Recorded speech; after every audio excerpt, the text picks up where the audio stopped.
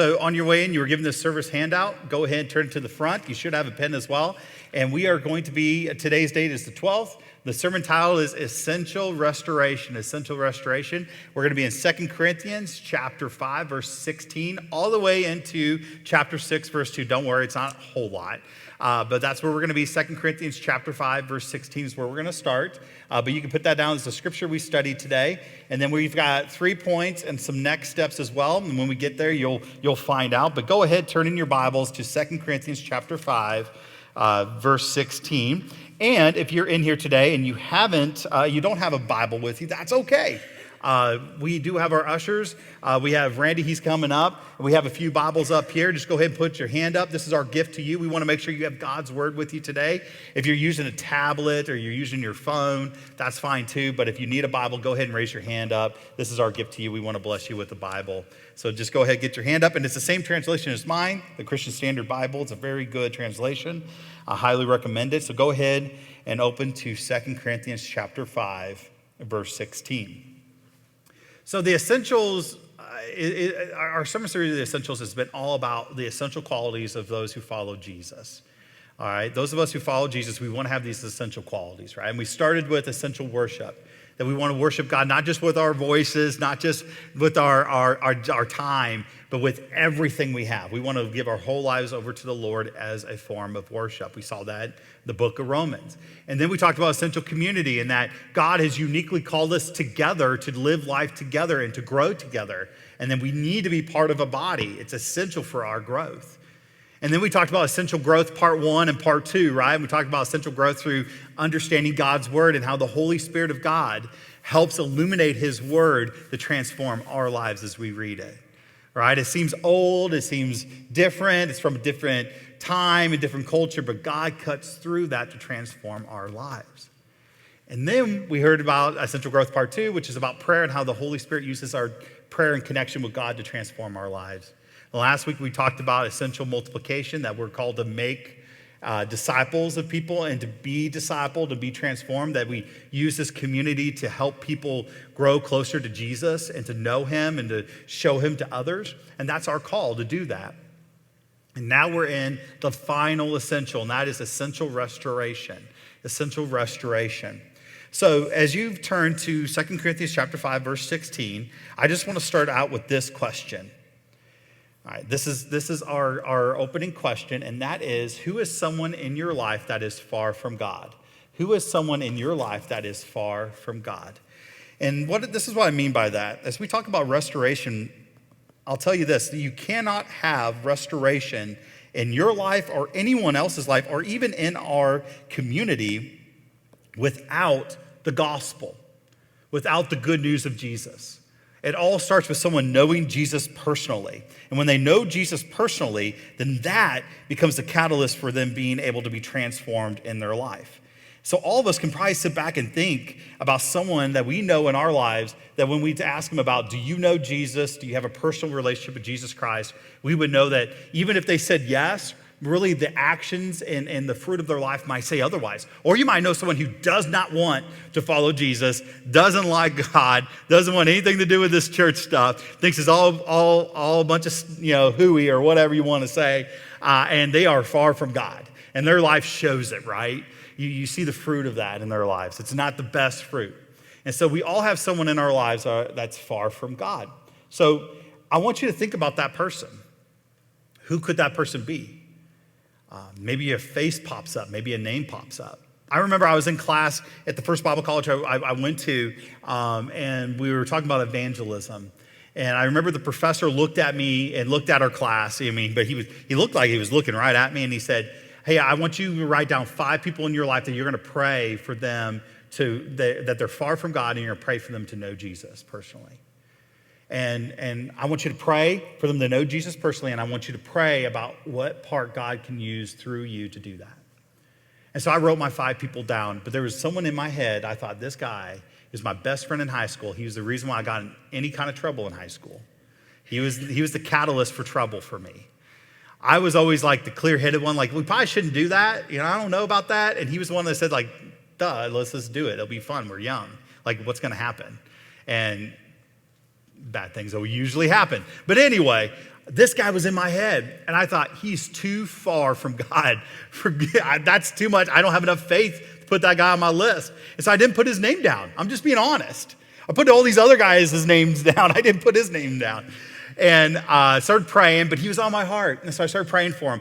And a couple weeks later, I got a phone call. And I'm in Columbus, Ohio at this Bible college. I get a phone call from him. And he goes, I just want to let you know that today I went to church for the first time in like 10 years. And I gave my life to Jesus. And he goes, and you're the only Christian I know. So I just want to ask you, like, what does that mean? Like, I prayed this prayer. I don't even know what to do next. I was floored. I was like, what in the world? This guy is, and he still follows Jesus. Now, he's had hard points in his life, but man, this guy loves Jesus. And I never thought in a million years that he would, right? But that's how amazing our God is, that he can take anybody, even if we think they're too far from God, and he can transform their life. So I want you to think, who is someone in your life that's far from God? Because we all have people that we wish that they would come to know Jesus. And maybe you're somebody's person that they've been praying for. And you're here today because they invited you, or you're here today because you've been feeling this leading to hear more about Jesus and what it means to follow him. I'm glad you're here today to hear what God's word has to say about this. So I think I've given you enough time. Let me go ahead and read verses 16 through 19. And we're going to talk about the first point that we have here today for essential restoration. So let me read verses 16 through 19. From now on, then, we do not know anyone from a worldly perspective. Even if we have known Christ from a worldly perspective, yet now we no longer know him in this way. So let me just stop real quick. Let's just press pause for just a second, give you a little bit of background. This book is 2 Corinthians. It's the second letter to the church in Corinth, written by the Apostle Paul. Paul's a guy who used to be called Saul, got knocked off his high horse, became Paul, right? Planted a church in Corinth. And the first letter that he wrote to the church of Corinth, they were going through a lot of junk. And they were really dealing with a lot of issues. And so Paul spoke to a lot of these issues, like, hey, here's all the stuff you guys are going through as a church. And then when we get into the 2 Corinthians, this is a little bit more of a personal letter. This is him. He loves this church and he wants to see them grow. And he also wants to see them on mission and reach out to people who are far from God. So he starts to open this up in chapter 5. So he starts out with this: we do not know anyone from a worldly perspective. Even if we've known Christ from a worldly perspective, yet now we no longer know him this way. We'll talk about that in just a second, what that means. But let's go into verse 17. Therefore, if anyone is in Christ, he is a new creation. The old has passed away, and see, the new has come. He starts getting excited here. It's an exclamation point, right? The new has come. Everything is from God, who has reconciled us to himself through Christ and has given us the ministry of reconciliation. That is, in Christ, God has reconciled the world to himself, not counting their trespasses or their sins against them. And he has committed the message of reconciliation to who? To us, to the church. Last week we talked about this is our mission, whether you choose to accept it. Our mission is this. This is part of our mission. We have the ministry of reconciliation. So that's the first point, the ministry of reconciliation. So verse 16 starts it out with this, and it's really interesting, that we don't know anyone from a worldly perspective. Now, here's what that means, guys. When we think of a worldly perspective, we think about just plain, just like knowing someone from what they look like, how they act, what's their last name, what's your experience with them, what are all the presuppositions, or what are all the stuff, all the baggage you bring into that relationship, or they bring into that relationship. Whether they're just an acquaintance, you've met them, talked to them a couple times, or whether they are a family member you've known your whole life, or a friend that you love dearly. We all bring baggage into relationships. And some of the baggage is someone's last name. You meet someone and they have a last name, and that last name reminds you of someone else that they know. Their cousin did something bad to you, and you get mad at them. Like, I don't like people whose last name are McJohnson. I don't like the McJohnsons. You know, like they do this. I try to make up like a name, right? The McJohnsonvilles or whatever, you know. I don't like the McJohnsonvilles. You know, I like the Brats, but, you know, not them McJohnsonvilles, right? And, you know, you have that. Maybe because of the area you grew up in, maybe it's the color of their skin. Maybe it's the part of town they're from. Maybe it's how much money they have. Maybe what school they went to or what school they root for or what team they root for. They're a Bears fan. We don't like Bears fans. They're a Packer fan. We don't like Packers fans. They're Vikings fans. Well, none of us like Vikings fans, right? Lions fans, we just pray for them. God bless their hearts. All right, anyway. But we bring these presuppositions with us. But here's what the Apostle Paul is saying here. He's saying, listen, all those presuppositions, all those things, all that baggage you bring into a relationship, when you meet someone or you know someone, we should not judge them based off of that any longer. Why? Because of Jesus.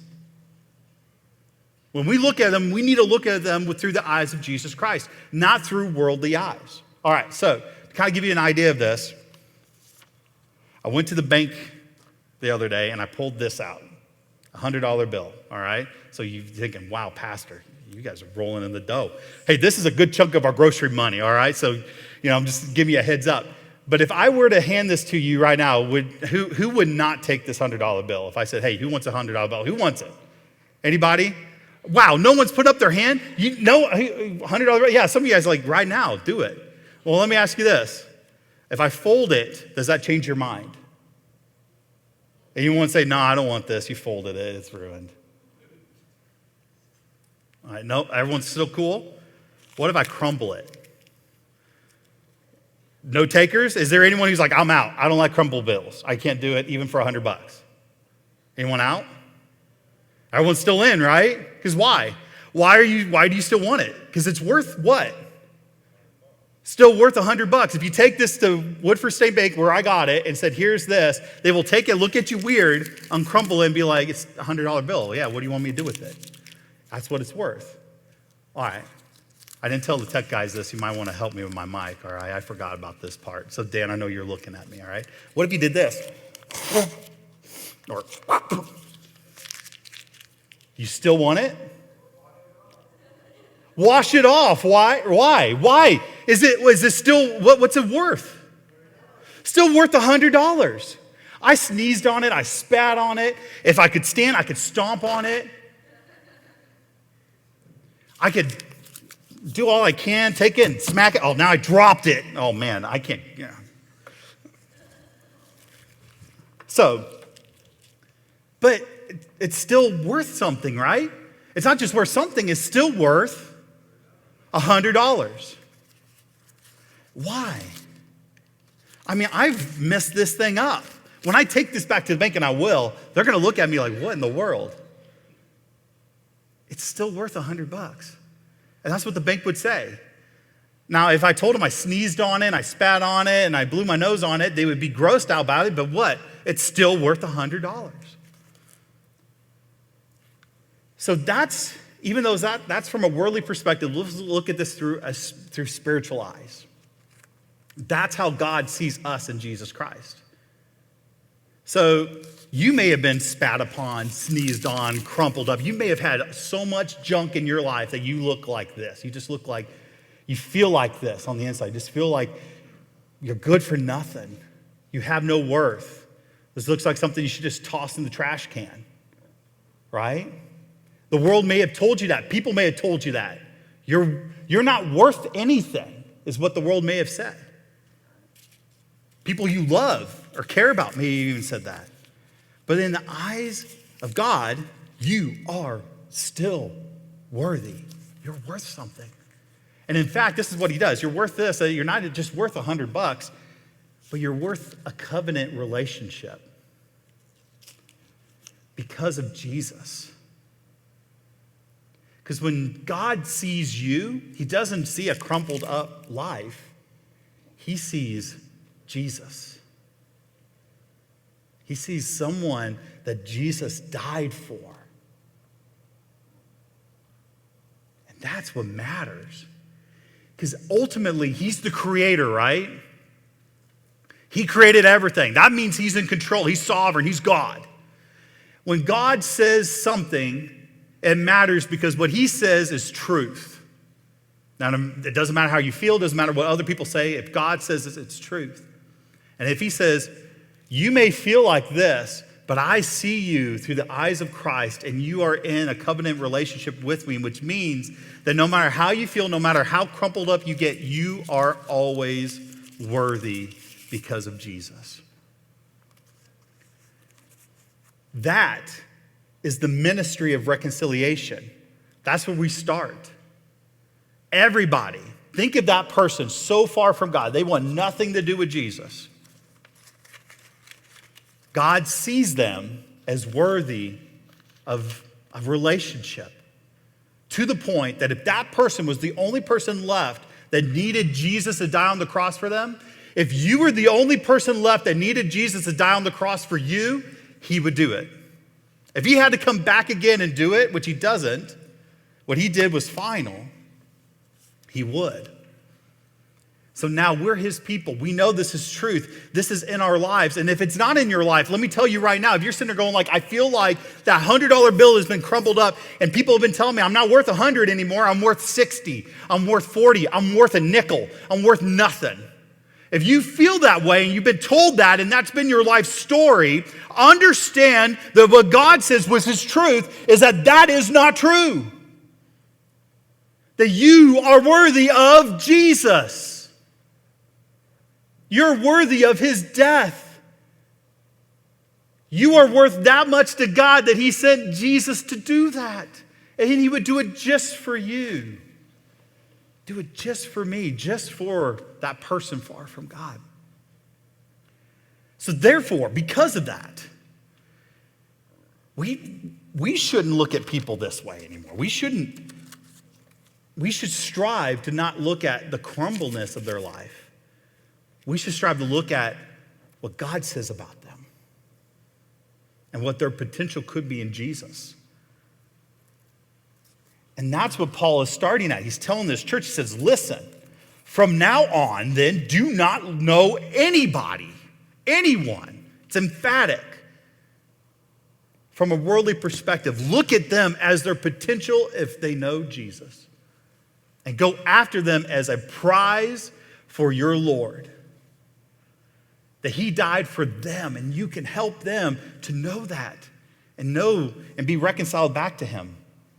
And then that brings us into this ministry of reconciliation, what that looks like. So it goes, therefore, if anyone is in Christ, he's a new creation.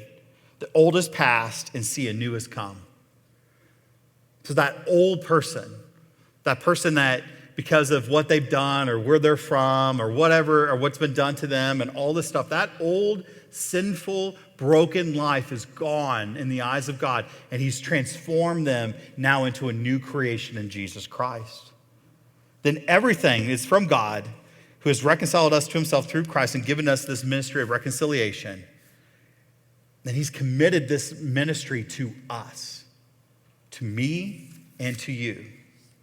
So when we talk about restoration, how do we see restoration in our community? How do we see people that are far from God come to know God? Well, it starts with us understanding it's our mission to no longer see them for the alcoholism in their life, or see them for the substance abuse in their life, or see them for their last name or the color of their skin, or who they voted for, or where they live. And not see them because they're a Packer fan or a Viking fan or a Bears fan, but to see them as an image bearer of God who needs Jesus. And if they know Jesus, they could grow closer to them and be on mission with you. It starts there. And then we get to tell them and show them Jesus. We get to say, this is the good news. This is what he's done for you. This is what he's done for me. This is how you can know him. We talk about here at Redemption Church, know, grow, show. You got to know Jesus personally first. Then you grow in your relationship with him, and the end result is this. You have the ministry of reconciliation to go show him to others. It's amazing. It's an amazing gift that we have. There are a lot of broken people in our community, and there's a lot of broken people in your life that need somebody to shine this beautiful, amazing love that Jesus has given you to them. They're hungry for it. Whether they want to say, they'll say it or not. Truly, that's what they need.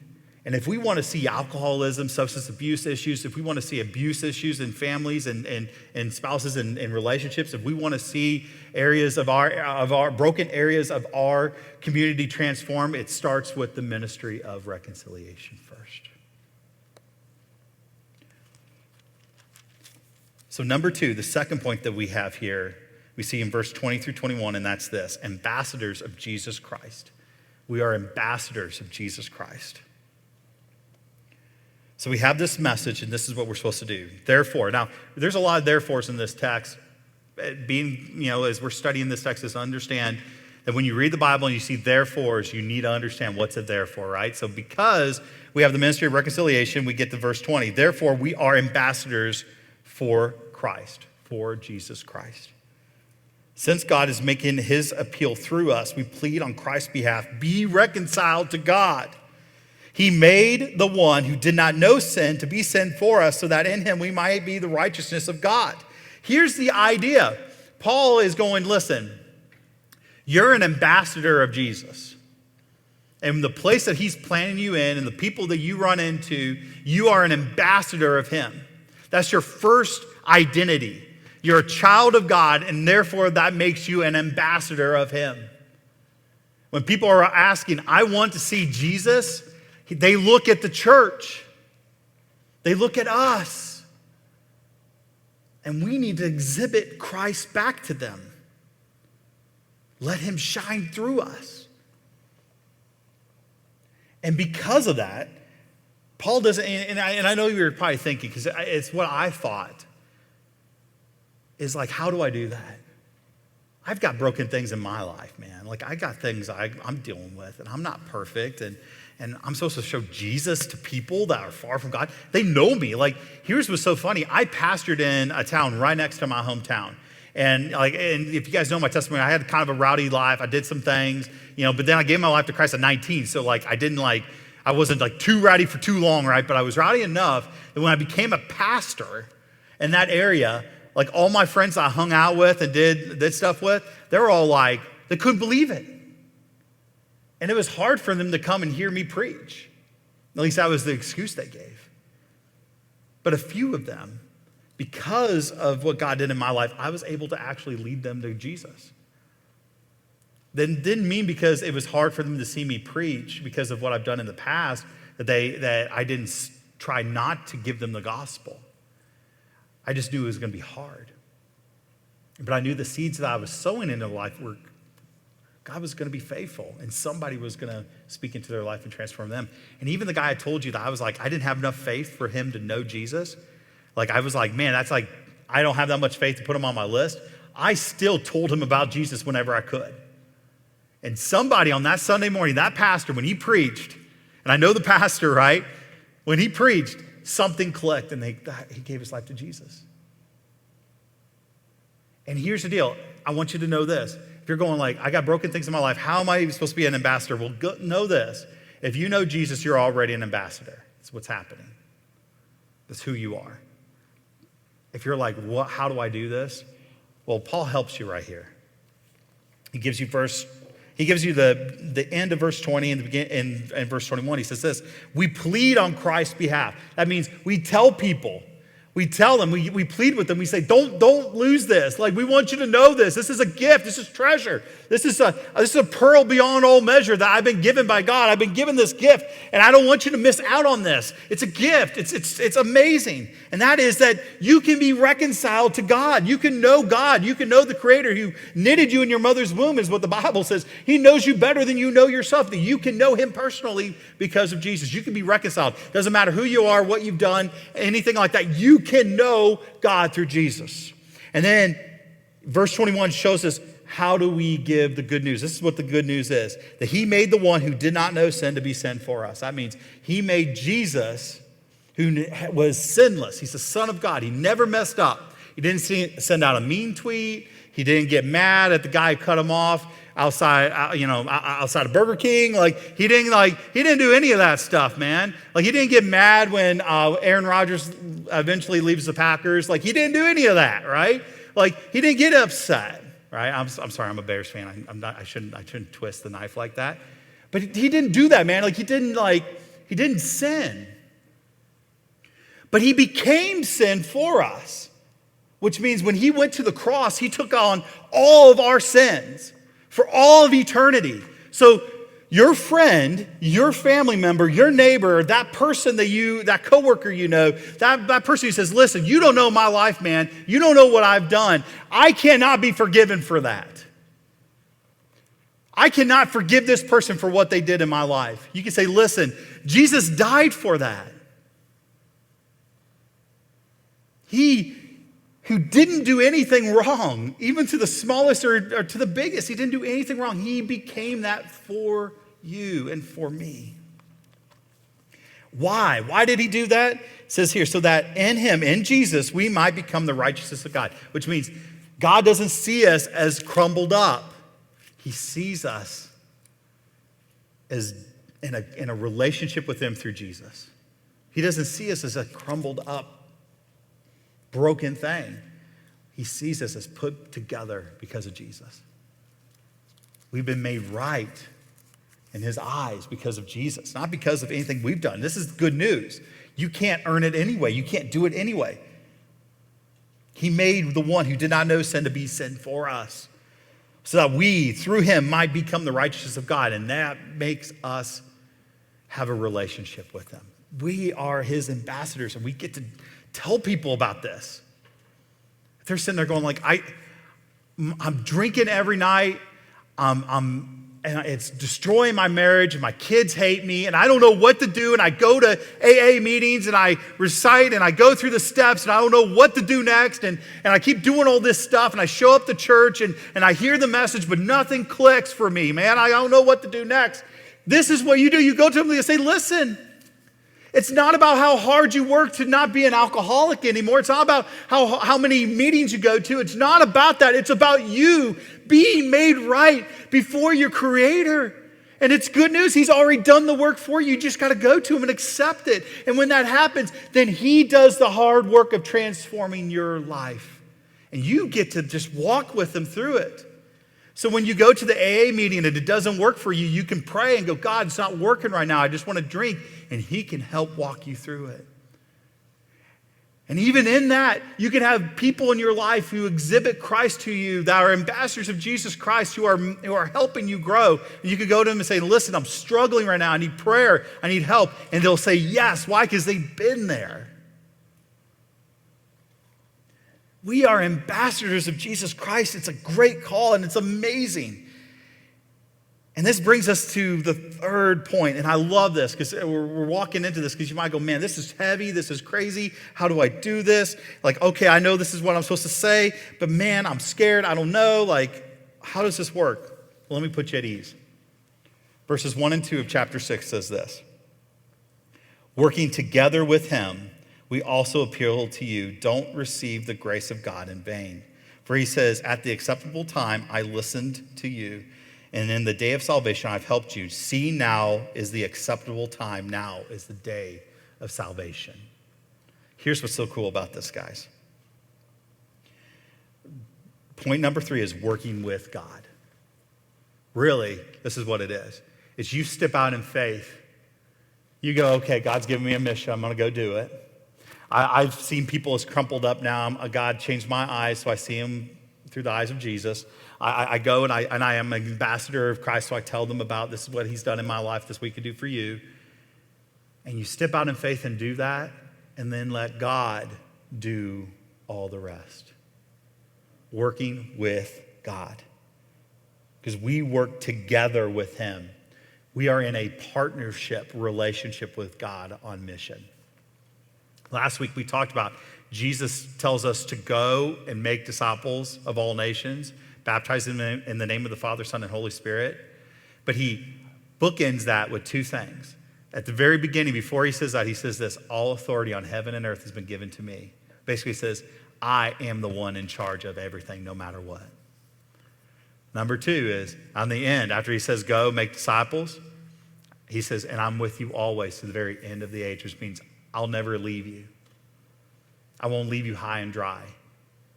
I talked about David Livingstone, who was a missionary to Africa. And at his wife's funeral, They went to Africa and they were seeing no one convert. They were in a really wild area of Africa as missionaries. And his wife died. And as he's burying his wife, he wrote in his Bible that night that God is too much of a gentleman to not be faithful to his word. And the rest of David Livingstone's story is him being used by God to transform a continent. The continent of Africa, some of the churches and some of the areas and some of the missionaries and some of the missions organizations there would not be there without David Livingstone and God working through him. God's the one who is faithful and in charge. He's the one who saves people. You don't. But you're called to go and exhibit that salvation you have because of Jesus. It's amazing. So just know he's the one who does the work. And I love this. Working together with him. It says, don't receive the grace of God in vain. But then he goes on to say, at the acceptable time, I listened to you in the day of salvation. I helped you. And I love this because he's quoting an Old Testament text here.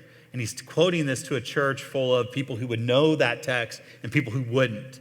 And he's saying, listen, if you are wondering when is God going to work through you to the people in your life, he ends this verse like this. He says this in the second half of verse 2. He says this, see now, not tomorrow, not yesterday, not now. See now is the acceptable time. He goes, listen, this verse, this prophecy that thousands of years ago, a prophet wrote and said, listen, this will happen at the acceptable time. God will listen to us and give us salvation. He says, listen, now is the time. This is fulfilled in Jesus. So if you're wondering, when's the time to talk to my neighbor? When's the time to talk to my friend? When's the time to invite them to church? When's the time to give them the good news? When's the time to do this? The time is now. The time is now. And just know that when you do it, no matter how you feel, how anxious you may be, how scared, how wondering if you'll say the right things, or even when you do talk and you trip over yourself or they ask questions you have no answer to or anything like that, just know God is the one who will work it out through you to them. So that takes us to this big idea that we have, all right? This is our big idea for today. And that is we connect with and serve our neighbors to bring the hope of Jesus to wherever brokenness exists. We connect with and serve our neighbors to bring the hope of Jesus to wherever brokenness exists. That's our mission, according to this passage we're reading.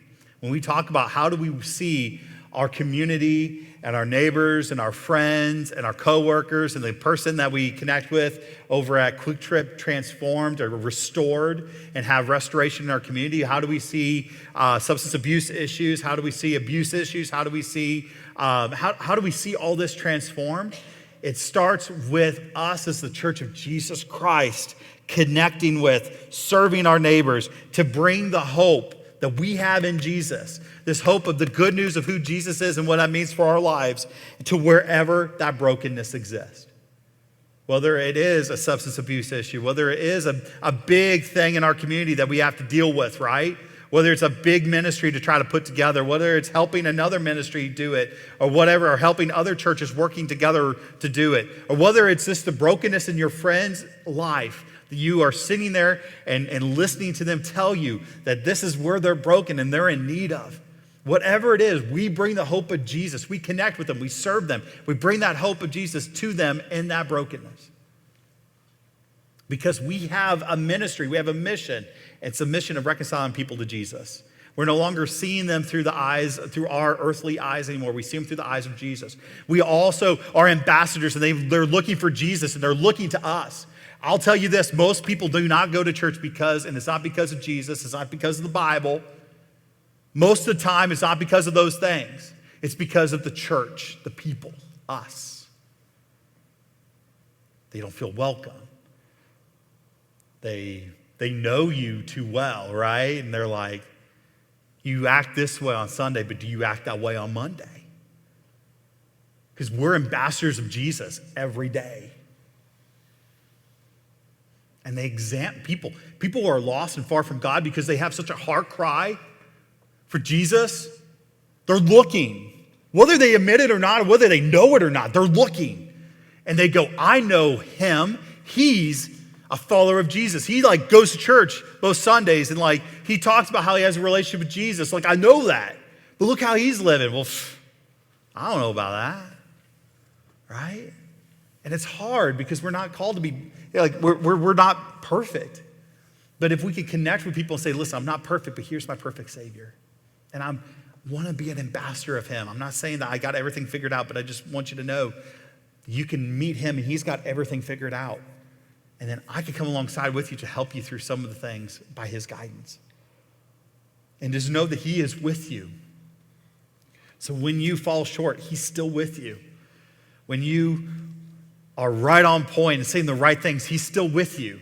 No matter how you feel, no matter what you do, no matter if you judge people or if you're right on point and you see him through the eyes of Jesus, he's with you.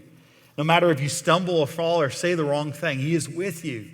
No matter if that person is way out in left field and you think, no way, Jose, will they ever give their life to Jesus. Guess what? He's with you and he's with them and he can do it. If he could change Saul from a person who tried to persecute Christians to the point of death, he tried to kill Christians. If he can change Saul into Paul, who wrote 2/3 of our New Testament and planted churches throughout the known world at that time, he could transform anybody. So guys, with that big idea in mind, we connect and serve our neighbors to bring the hope of Jesus to where brokenness exists.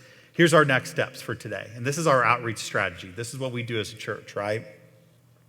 So if you're wondering, okay, so how do I do this and all that kind of stuff, I want you to look at these 3 things. First is this, prayer. We pray for our family, neighbors, friends, and community who may be far from God. So that's someone in your head. First thing you need to do, write this on your service handout, write their name.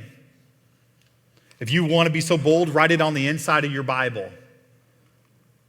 Or write it next to that verse. Wherever it works for you, write their name down and pray for them. Pray for them. If it's every day, if it's once a week, if it's once in a while, pray for them. Let God start to soften their heart to hear the good news of Jesus. Salvation is from the Lord. You're not Jesus, but they see Jesus in you. You can't save them, but you can pray for them, and God will do so much work in their lives. So first thing we do is we pray.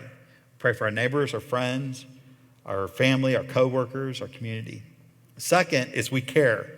People don't care much for what you have to say if they don't think you care for them. John Maxwell, who's a leadership guru guy, says this all the time, and it's true. Most people, they don't care what you have to say. You could go preach the gospel to them. Have you ever ran into someone that's on the street and they're handing out those tracts, gospel tracts, right? It's like you're going to hell and you're a dirty, rotten sinner and you're smelly and you're the worst. But hey, pray this prayer and you can know Jesus, right? Or they got a blowhorn and they're like, hey, you over there, repent and all this stuff. What they're saying isn't wrong. It isn't untrue. It's just the way they're doing it. So most people walk past that, and that's their idea of what evangelism is, what it means to show Jesus to somebody. And what we're called to do is to care for them. Meet them where they're at. People don't care about what you have to say. They don't care about the good news that resides in you if they don't think you actually really care about them. You might say, well, that person yelling at me or giving me the thing cares about me that much, or at least telling me the truth. I'll give you that. But it feels uncaring to the person who's hearing it because they don't understand that person really does actually care. So if you care for someone, connect with them. Serve, love, care with them first. Then bring the good news of Jesus and how he transformed your life. And it'll be more well received. A missionary strategy that people do in foreign countries all the time is this. They go there, they build a hospital, they build some kind of outreach center, they find where the need is, and they connect with on that need, and then out of that need, they build the church, and they bring people to Jesus. Let's care for our friends, neighbors, and coworkers, and community. Let's care for them, and then that opportunity comes that we get to show them Jesus. And that brings us to the last one, share. Be ready to share your right relationship with God through Jesus Christ. Understand the basics of the good news, which is the gospel. We talked about that in verse 21. Be ready with your story, pray for guidance, and how to creatively communicate this with them. Know how he transformed you. Share your testimony. This is what he did. I was 19 years old. I was in an old farmhouse on Route 29 in Athens, Illinois. We say Athens. It's really spelled Athens. I heard this video. I had this guy who was telling me about Jesus every day. He gave me a video to watch. I heard the video, and I knew that if Jesus came back, he wouldn't take me with him because of the way I was living. So I repented. I said, God changed my life, and he did. And from that point on, he's continued to change my life in this way. Be ready. Be ready to give an account for the hope that you have within you.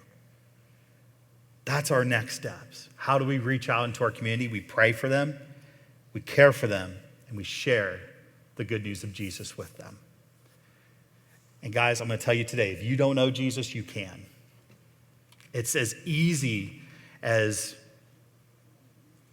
just talking with him, as accepting this gift. You may feel crumbled, but he's got a gift for you, and this gift is a right relationship. It's a covenant relationship. Covenant relationship means that it's a relationship that was bought with a price. It has weight. It doesn't matter how you feel. It doesn't matter how bad things get. It's always there. When you're in a marriage and that covenant relationship, you don't always like each other, right? You argue. You have tough times, but you still are in a relationship, right? And it's a covenant. You've made promises. And he's made a promise that if you come to him and give your life to him, he will give you eternal life. He will save you. And now is the time. It's not a time to delay. Now is the time to give your life to Jesus. So I want to pray with you if you're in here and you haven't done that. I want to pray with you if you're in here and you've given your life to Jesus, but you just are needing courage to show him to others. I pray that you would take these next steps and apply them to your life, that you would take these points and apply them to your life. You would take this message from God's word and apply it to your life and let God give you the strength to move forward. Let me pray for you.